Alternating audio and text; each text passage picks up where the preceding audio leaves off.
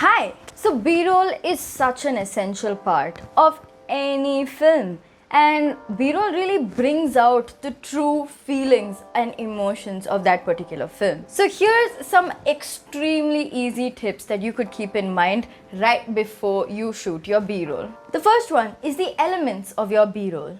Why are you shooting that particular B-roll? What is in that B-roll? Where are you shooting this B-roll?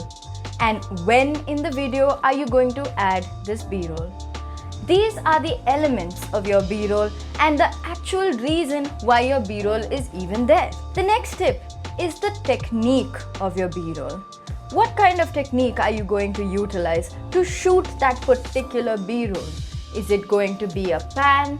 Is it going to be a zoom? Could it probably be a vertigo shot? Or is it just a stagnant frame? The technique of your B-roll should be decided upon the reason of your B-roll, which is the why, what, where and when. You see, B-roll can even be used to bring out emotion, like I said. So the colors that you use in that particular B-roll or the supporting ambient lights in that particular B-roll could really bring out the emotion of the character within that B-roll. And that's it. That's how easy it is to get your B-roll.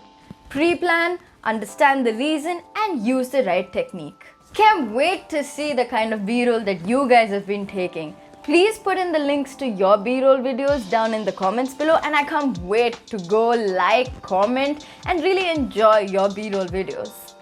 I really hope this video added value to your time. If you liked this video, don't forget to subscribe and hit that bell icon and all that good stuff. And see you in the next one. Bye!